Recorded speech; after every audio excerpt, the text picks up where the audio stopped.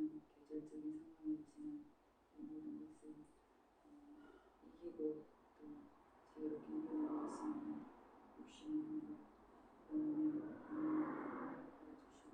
아멘.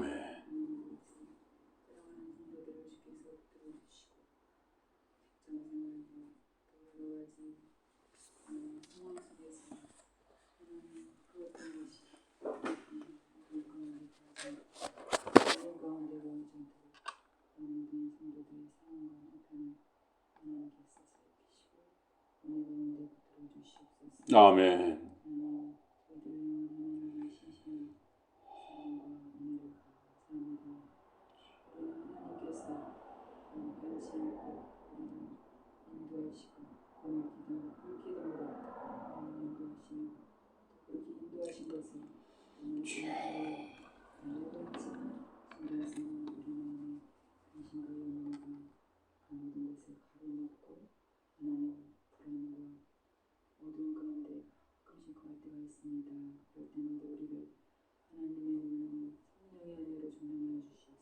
아멘. 또 예수 그리스도의 사랑에서 하지 못하도록 주님 우리를 성령의 빛으로 감싸 인도하여 주시옵소서. 아멘.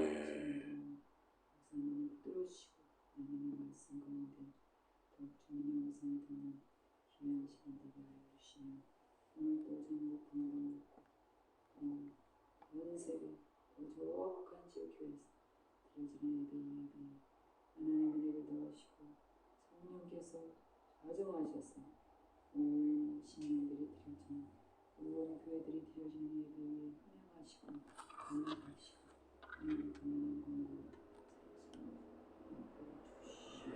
아멘. 아멘. 하나님 말씀 시편 116편입니다.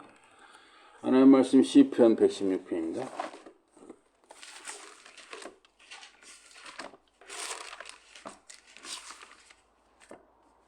(116편) 1절부터 19절까지입니다. 116편 1절부터 19절입니다. 다 찾으셨습니까? 여호와께서 내 음성과 내 간구를 들으심으로 내가 그를 사랑하는도다. 그의 귀를 내게 기울이셨으므로 내가 평생에 기도하리로다. 사망의 줄이 나를 두르고 스올의 고통이 내게 이르므로 내가 환난과 슬픔을 만났을 때 내가 여호와의 이름으로 기도하기를 여호와여 주께 구하오니 내 영혼을 건지소서 하였도다. 여호와는 은혜로우시며 의로우시며 우리 하나님은 공의이 많으시도다. 여호와께서는 순진한 자를 지키시나니 내가 어려울 때 나를 구원하셨도다. 우리 7절부터 한 절씩 봅니다. 내 영혼아 내 평안함으로 돌아갈지어다. 여호와께서 너를 후대하심이로다. 주께서 내 영혼을 삼아서 내 눈을 보내서 내가 넘어져서 건지셨나이다. 내가 생명이 있는 땅에서 여호와 앞에 행하리로다. 내가 크게 고통을 당하였다고 말할 때에도 나를 이겼도다. 내가 놀라서 이르기를 모든 사람이 거짓말쟁이라 하였도다. 내게 주신 모든 은혜에 내가 여호와께 무엇을 보답할까? 내가 구원의 잔을 들고 여호와의 이름을 부르며 여호와의 모든 백성 앞에서 나는 스스로를 여호와께 부르리로다. 그의 경건한 자들의 죽음은 여호와께서 보시기에 귀중한 것이로다. 여호와여 나는 진실로 주의 종이요 주의 여정의 아들도 주의 종이요 주께서 나의 결박을 푸셨나이다. 내가 주께 감사제를 드리고 여호와의 이름을 부르리이다. 내가 여호와께 나왔을 그의 모든 백성의 모든 앞에서 내가 지키리로다. 함께 봅니다.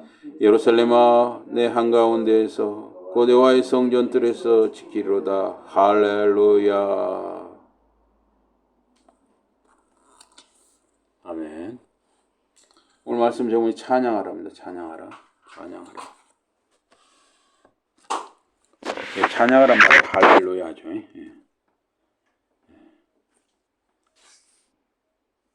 살다 보면 죽을 만큼 힘들거나 슬프거나 괴롭거나 답답할 때가 있습니다. 그럴 때 누구에게 호소할 수가 있습니까? 시편 116편은 죽음의 골짜기를 지나는 사람이 하나님께 도와달라고 호소하는 시입니다. 시편 116편은 1절에서 9절 또 10절에서 19절까지 두 부분으로 나눌 수가 있습니다. 다윗이나 히스기야 같은 한 왕이 기록한 것으로 보입니다. 본문의 이 죽음은 애굽 430년 노예 생활 혹은 바벨론 포로 생활의 은유일 수 있습니다. 1절에서 9절은 구원의 은혜를 말합니다. 또 10절에서 19절은 주님께 찬양하라 합니다.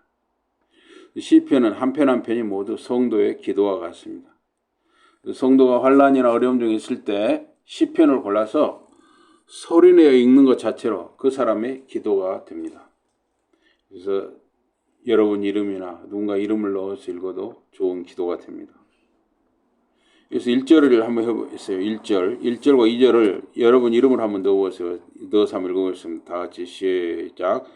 여호와께서 형수의 음성과 형수의 간구를 들으심으로 형수가 그를 사랑하는도다. 또 2절도 한번 해봅시다. 시작. 그의 계롤들을 형수에게 기울이셨으므로 형수가 평상에 기도하리로다. 자, 우리 서진 집사님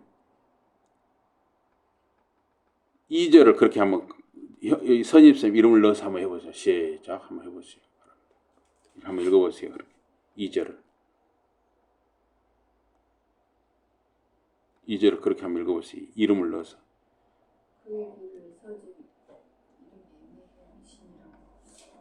그의 길을 서진에게 기울이시므로 서진이 평생에 기도하리로다. 예, 이렇게 시편은 자기 이름을 넣으면 그냥 자기 기도가 돼버립니다. 얼마나 좋습니까? 여러분 기도가 좀 잘 안 된다 하면 소리내서 자기 이름을 넣어서 한번 해보기 바랍니다. 또 내가 누군가를 기도한다. 아들을 위해서 기도한다. 딸을 위해서 기도한다. 또 어머니 아버지를 위해서 기도한다. 할 때도 이렇게 그 사람 이름을 넣어서 기도하시기 바랍니다. 예.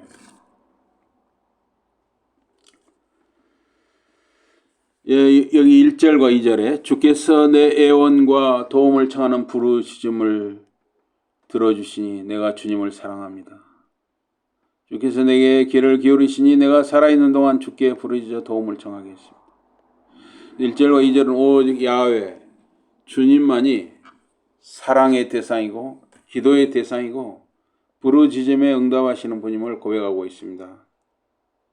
일생 동안 평생에 오직 주님 야훼 하나님께 기도하겠다는 것입니다. 사람이 누구에게 소원을 빌며 사는가 하는 것이 중요합니다. 선지자 엘리야는 갈멜산에서 바알 숭배자들과 대결했습니다. 열왕기상 18장 22절 24절에 보니까 그래서 엘리야가 그들에게 말하였다. 주의 예언자로서 살아남은 사람은 나 하나뿐입니다. 그러나 바알 예언자는 450명이나 있습니다. 이제 황소 2마리를 우리에게 끌어오십시오. 그리고 바알의 예언자들에게 한 마리를 골라잡아 조각을 내어 장작 위에 얹으라고 하십시오. 그러나 거기에 불을 붙이게 해서는 안 됩니다.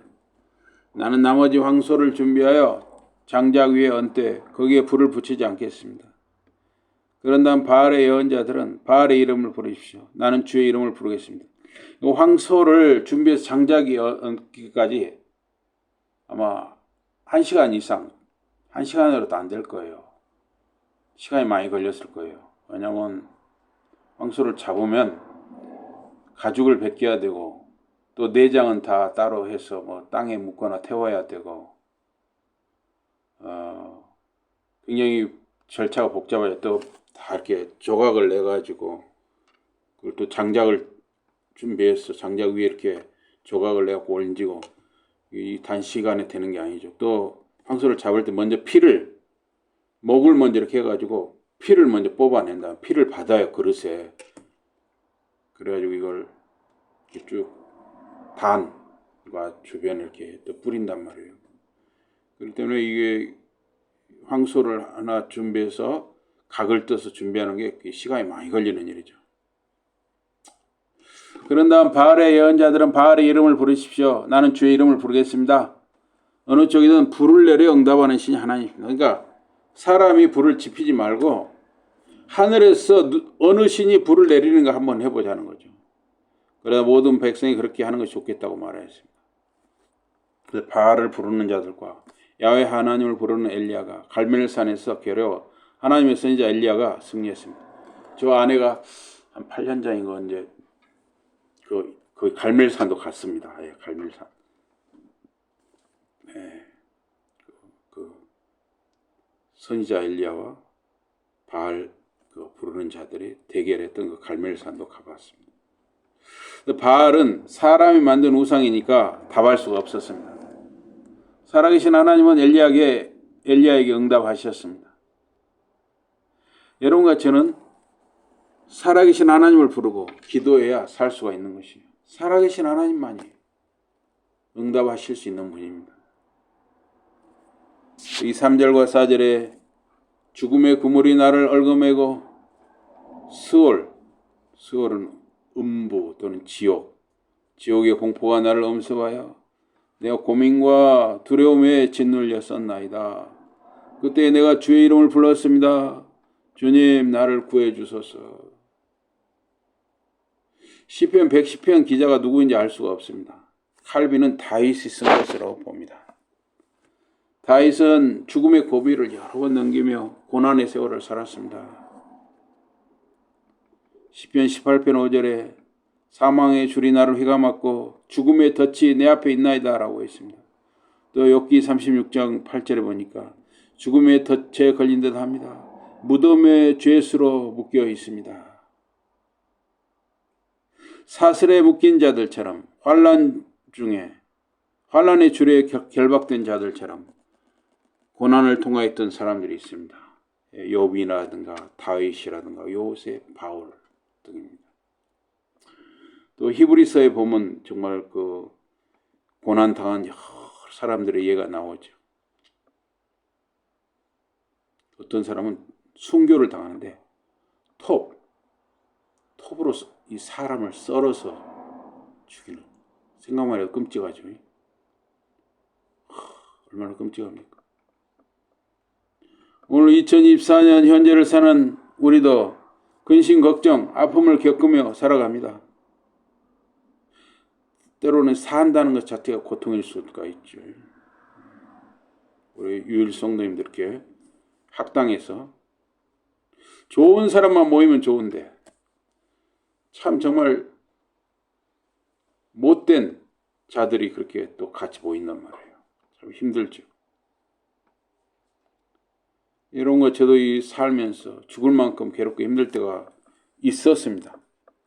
또 혹시 지금도 그런 아픔과 고통을 겪는 분이 계실 수가 있습니다. 몸이 아프거나 가족이나 친척이 아프거나 어려움이 생길 때 우리는 마음고생을 하게 됩니다.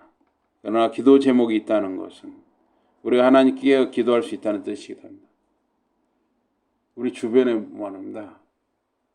돈도 잘 벌고 자녀들 자손들도 돈도 잘 벌고 그런데 결정적으로 하나님이 없는 사람들이 있어요. 너무 부러워하지 마시기 바랍니다. 위태위태한 것이에요. 하나님 없이 산다는 것은 아무리 돈을 잘 벌고 잘 나가는 것 같이 보여도 위태위태한 것입니다. 여러분 이 산이라든가 이 숲 이런 걸 보십시오. 지금 한여름에는 굉장히 그냥 풀이 무성한 것처럼 보이죠. 뭐 한삼덩굴 이런 거 얼마나 잘 퍼집니까? 한삼덩굴 이런 거. 또 칡덩굴 여기 제가 여기 날마다 여기 주변을 산책을 가는데 야 참 칡덩굴 대단합니다. 칡덩굴은 가만히 놔두면 다 덮어요. 다 덮어. 그런데 이제 10월이 지나잖아요. 서리가 내리면은 서리가 한번 맞으면 그냥 사거리 그냥 죽는 거죠. 죽어. 그래가지고 이제 겨울이 되면 이 무성했던 이 칡덩굴이라든가 한삼 덩굴이라든가 이 잡풀들이 말입니다. 다 죽는 거예요. 다 죽어. 네. 그래서 하나님 없이 뭔가 잘 되는 사람들은 잘 되는 것 같은데 사실은 그 무성해 보이는 잠시 무성한 그 한삼 덩쿨이나 직덩쿨과 같은 것입니다. 하나님 없다는 것은 참 위태위태해요. 하나님 잘 믿고 또 뭐 그렇게 잘 나가면 좋겠죠. 그런데 하나님도 잘 믿고 잘 나간다는 것은 사실 쉽지 않은 겁니다. 또 그러면 이 하나님을 믿는 사람이 기도 제목이 없다? 이거 좀 이상하지 않아요? 여러분과 제가 살면서 뭔가 기도 제목이 있다. 누군가를 위해서 기도할 수 있다. 누군가를 위해서 기도해야 한다 하는 것은 사실 은혜요 감사인 것입니다. 여기 3절 4절에 시편 기자가 처한 현실을 말합니다. 사망의 줄이 나를 휘감았습니다. 무덤의 고뇌가 내게 덮쳤습니다. 내가 근심과 슬픔에 압도되었습니다. 죽음의 골짜기를 지나는 현실 속에서 시편 기자는 하나님을 의지합니다. 그래서 나는 주님의 이름을 불렀습니다. 주님, 나를 구하소서. 나를 살려주세요. 5절과 6절에 보니까 주님은 연민의 정이 넘치고 의로우신 분, 우리 하나님 언제나 자비가 넘치는 분. 쉬운 성경입니다. 주께서는 순박한 사람을 지켜주신다. 내가 공경에 처했을 때 주께서 나를 구해주셨다. NIV에서는 주님은 은혜로우시고 의로우십니다. 우리 하나님은 궁일이 가득하십니다. 주님은 단순한 자를 보호하십니다. 내가 갈급할 때 그가 나를 구하셨습니다.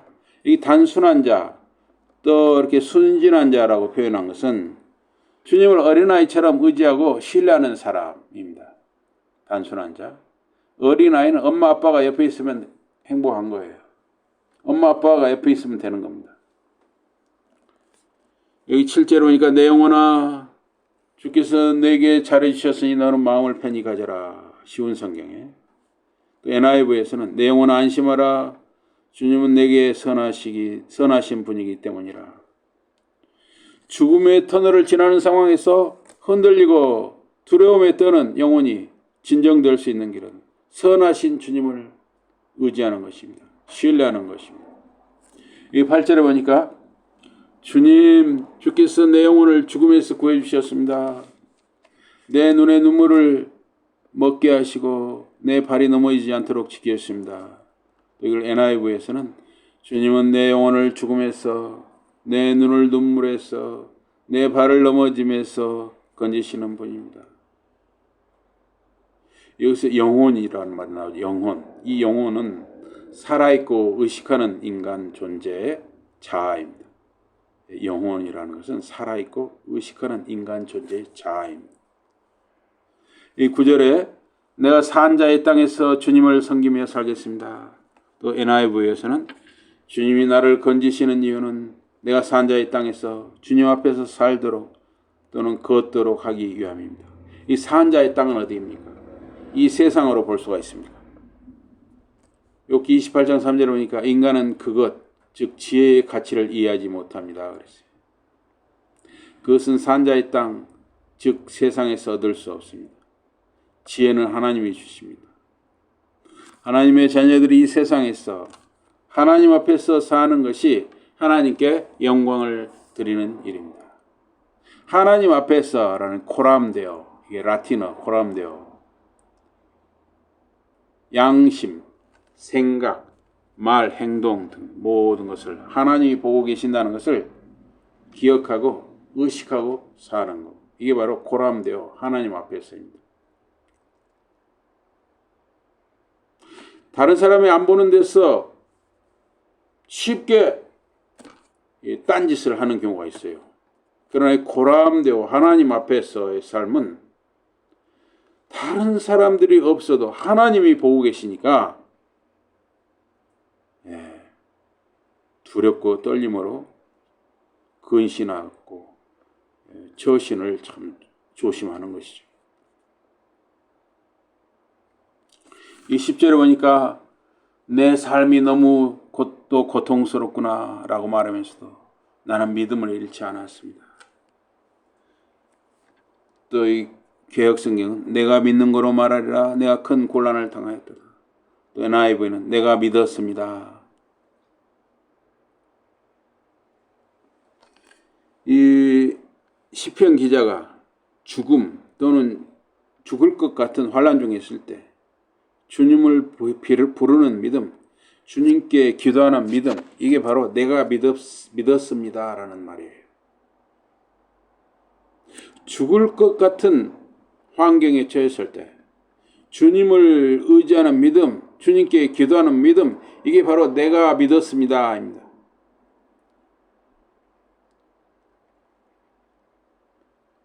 나는 크게 고통을 받나이다.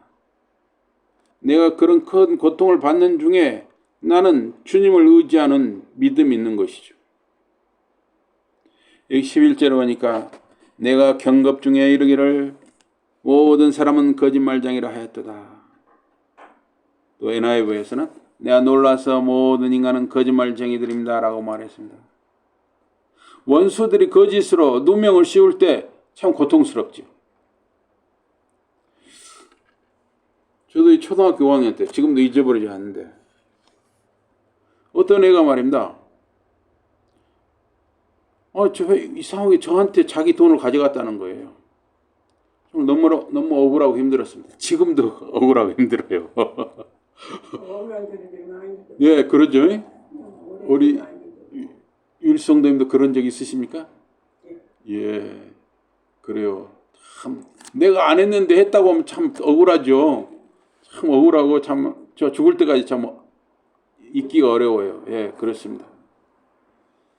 그 인터넷에서 잘 나왔던 이 존이라는 분도 그 경쟁사, 이해관계자들이 존이가 너무 잘 나가니까 인기가 올라가니까 배가 아파가지고 누명을 씌워서 음해를 했습니다. 그래서 끌어내렸습니다. 지금도 그런 일이 있다는 것이죠. 이렇게 버젓이 일어나요. 우리나라나 다른 현대사에서 유사한 일들이 일어나거나 반복됩니다.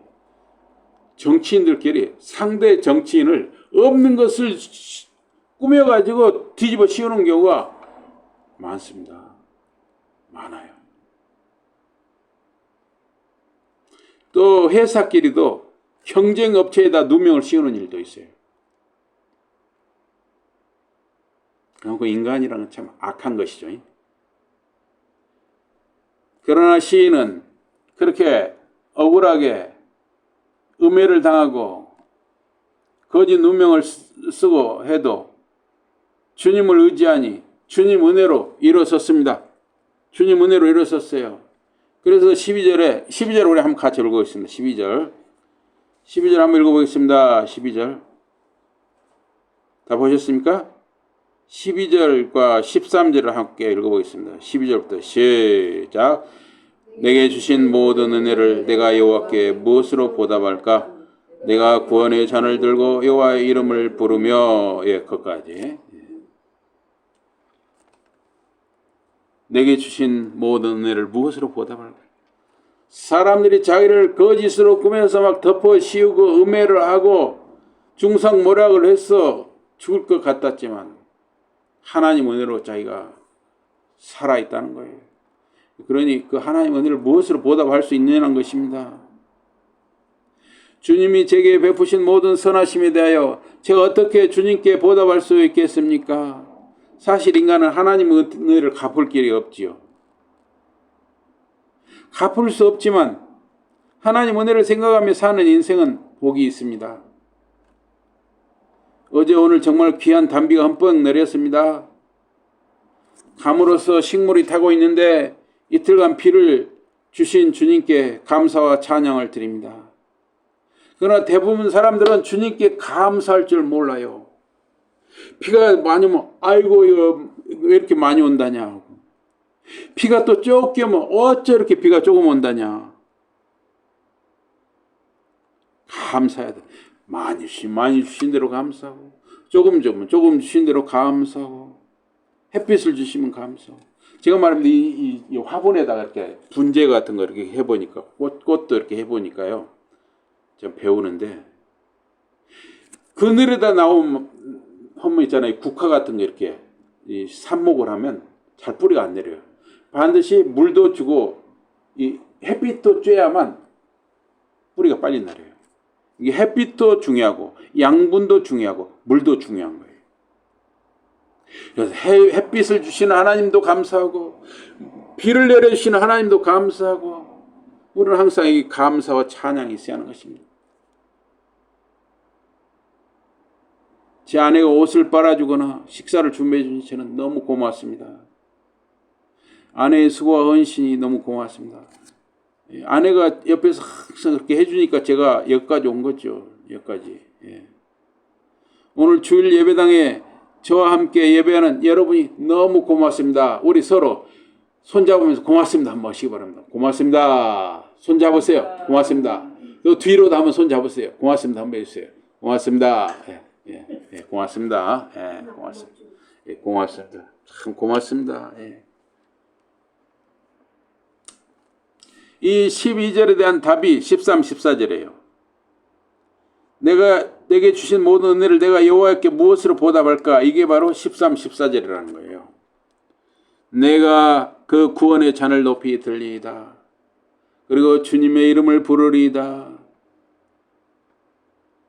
쉬운 성경에서는 나를 구원해 주셨으니 내가 포도주를 예물로 바치며 주의 이름을 부르리라. 또 개역 성경에서는 내가 구원의 잔을 들고 여호와의 이름을 부르며 이렇게 되어 있어요.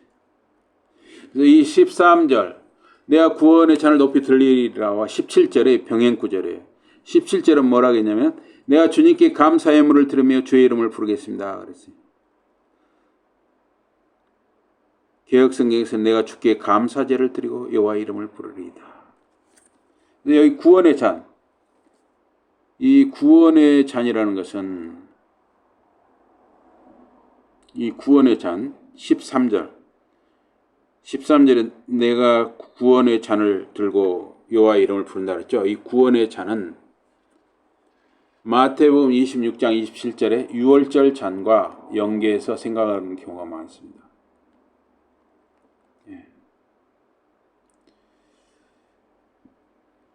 이 마태복음 26장 27절에 보면 그리고 그가 그 잔을 들고 감사하시고 그 잔을 그들에게 나누어 주며 말씀하셨다.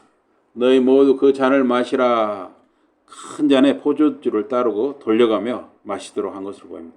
우리는 이제 성찬식 할 때 조그만 이렇게 소주잔 같은 데다 이렇게 우리가 따로따로 하지만은 예수님 당시에는 큰 이 대접 같은 데다가 포도주를 따라가지고 그것을 돌려가며 마셨던 것 같아요. 그러나 이제 지금은 그렇게 하기가 어렵죠. 또 이제 그건 좀 위생적으로 좀 문제가 있다. 그래서 지금 그 술 마시는 사람들도 소주잔을 하나만 돌리지 말자. 서로 이렇게 잘못하면 그 위생적으로 문제가 생길 수 있다. 그렇게 하죠.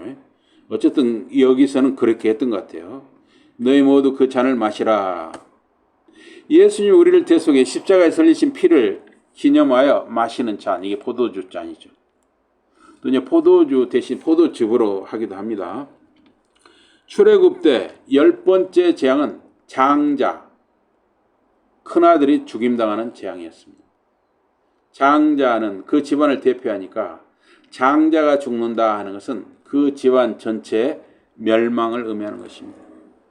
문설주에 양의 피를 바른 이스라엘 집은 그 장자 죽음 재앙을 넘어갈 수 있었습니다. 이 양의 피는 예수님 십자가 대속의 피를 예표합니다. 교회는 그래서 성찬식을 거행합니다. 예수님 지키신 살과 흘리신 피를 기념하는 빵과 포도주 또는 포도즙을 먹고 마십니다.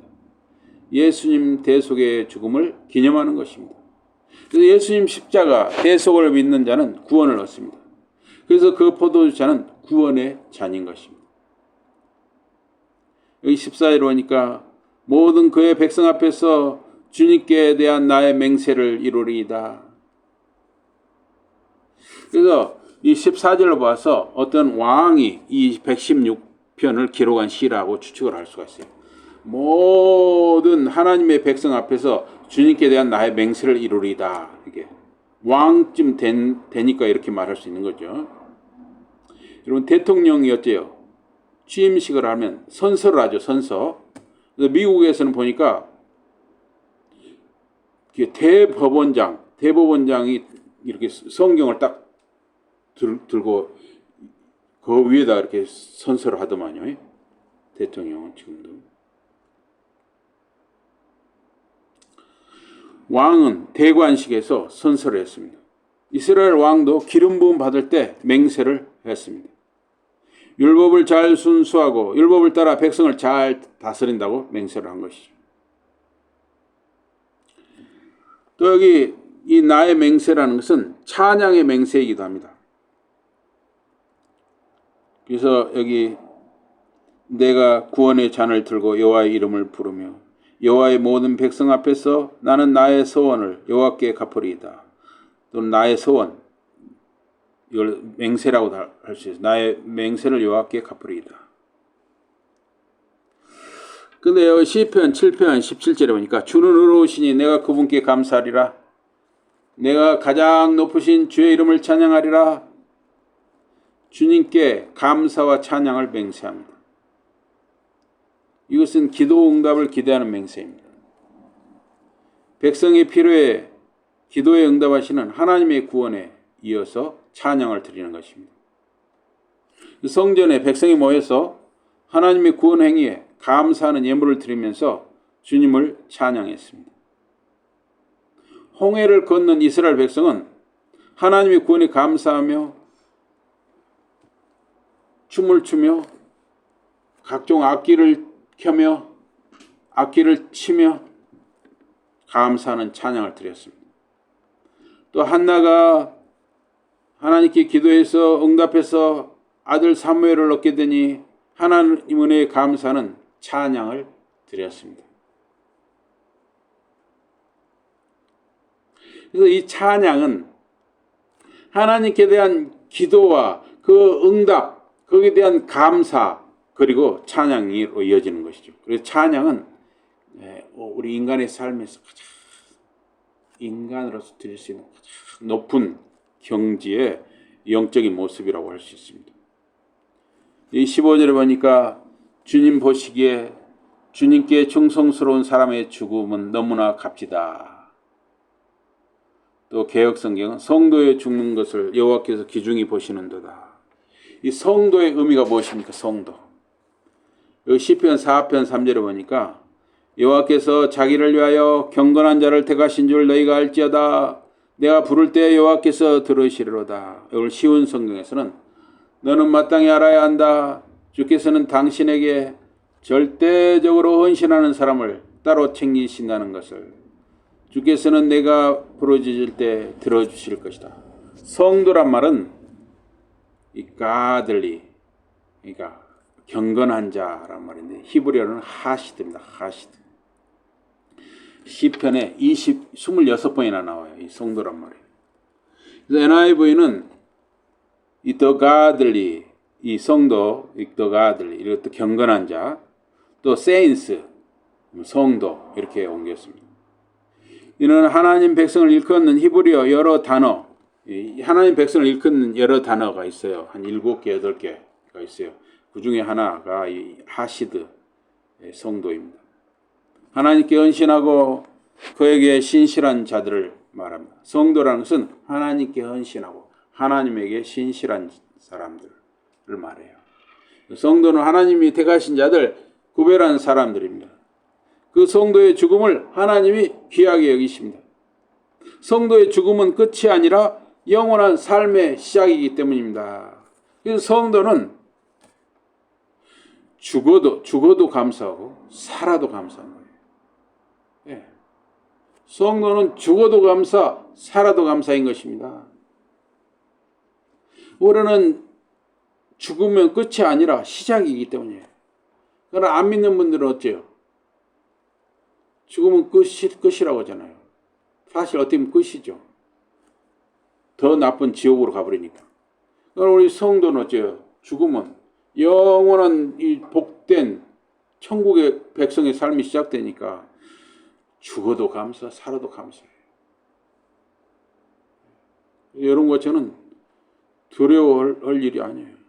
또 여러분 자신뿐만 아니라 자녀들, 자손들에게 뭔가 일이 잘 안 풀린다, 누가 아프다, 또 뭐가 좀 고통 가운데 있다. 우리가 다 하나님께 맡기는 거죠, 그냥. 아, 하나님이 기도하라고 이렇게 어려움을 주시는가 보다, 이렇게 하는 것이죠. 여기 16절 쉬운 성경에 보니까 주님 나는 당신의 종입니다. 내 어머니가 종이었던 것처럼 나 또한 당신의 종입니다. 주께서 나를 죽음의 사슬에서 풀어주셨습니다. 또 개혁성경에 보니까 16절을 여호와여 나는 진실로 주의 종이요 주의 여종의 아들 곧 주의 종이라. 주께서 나의 결박을 푸셨나이다. 이 주의 종이라는 것은 주님의 기름 부음 받은 자라는 뜻이에요. 그래서 시편 116편은 어떤 왕이 쓴 시다 이렇게 보는 것이죠. 또한 주의 종은 헌신된 자를 가리키기도 합니다. 그러니까 여기서 기름 부음 받은 자로 하면은 어떤 왕이라고 할 수 있고 또 그냥 일반적인 헌신된 자라고 하면 여러분이나 저나 다 해당되는 것이죠. 그래서 여기 여종의 아들, 주의 여종의 아들이라고 했어요. 여종의 아들이라는 뜻은 주께 헌신된 어머니에게서 출생하여 양육되었다 하는 뜻입니다. 기도의 여인 한나는 기도 응답으로 사무엘을 낳고 또 그 어머니 한나는 믿음으로 그 아들 사무엘을 양육하고 또 그를 젖을 떼고 나서 하나님 성소에 드렸습니다. 사무엘은 젖먹이 때부터 혹은 태중에 이 복중에서부터 헌신된 자 주님의 종이었습니다. 그런 경우가 바로 주의 여종의 아들 그 주의 종이라.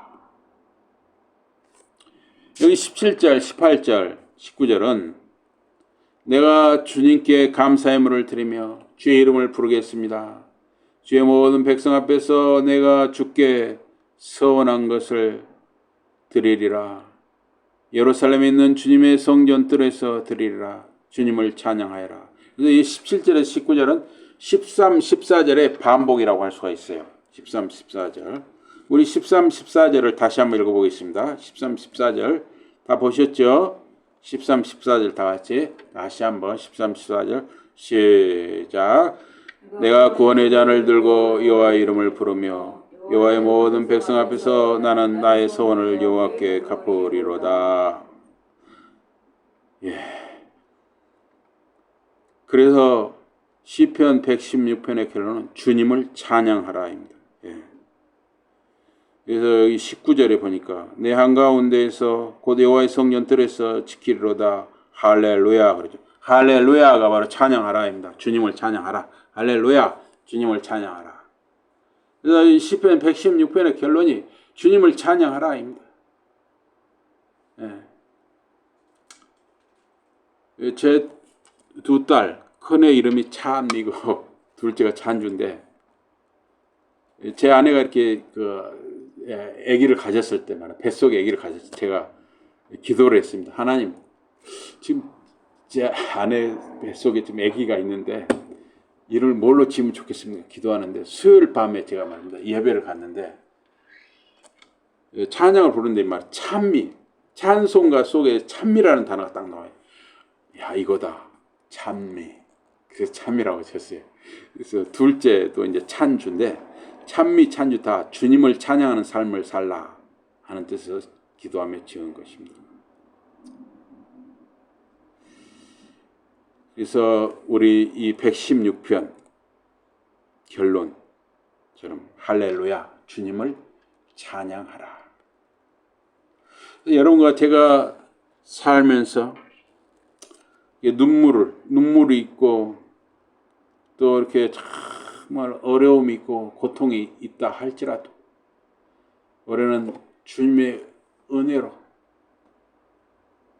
지금까지 지나왔고 또 주님이 은혜 주시니까 지금도 우리가 살아가고 있고 또 앞으로도 우리가 주님이 은혜 주시니까 여러분과 저뿐만 아니라 우리의 자녀들 자손들도 다 주님의 은혜 가운데 다 살아가게 되는 것입니다.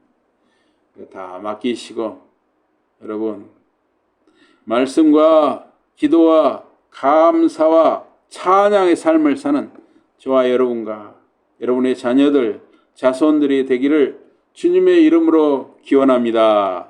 아멘. 우리 기도하겠습니다. 하나님 아버지 저희들이 살아가면서 사망의 줄이 두른 것 같고 수월의 고통이 이른 것 같고 환난과 슬픔을 만날 때가 있고 또 그러한 눈물 골짜기, 악올 골짜기를 통과할 때가 있습니다. 그러나 저희들을 홀로 버려두지 아니하시고 성부, 성자, 성령님께서 항상 저희와 함께 하심을 감사하고 감사합니다.